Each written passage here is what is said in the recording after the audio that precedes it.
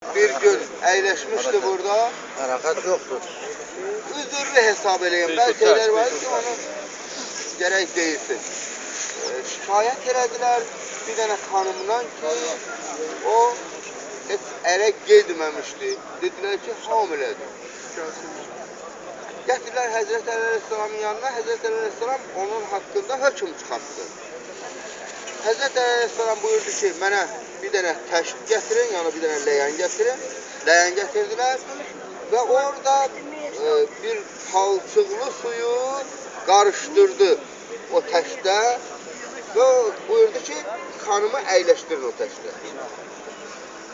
Xanımı əyləşdi o təşdə, onun içərisinə. Bir neçə dəqiqədən sonra gördülər ki, bu hamiləlik itdi. Cəmaatın gözünün qarşısında hamiləlik yox oldu.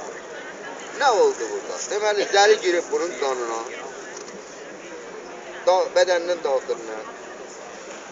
Bunun bədəninin daxilində inkişaf edir. Zəli. O qədər soğurub bunun bədəninin qanını ki, bədənində inkişaf edir. Palçıqlı suya da zəlinin həssasiyyəti var. O dəqiqəsi ilə axım verər ora, özün ora çatdırar. O palçıqlı suya da zəli gəldi, düşdü, onunla da məsələ aydınlaşdı. Bu, Həzrət Əli Əleyhisselamın kəramətlərindəndir. Yəni,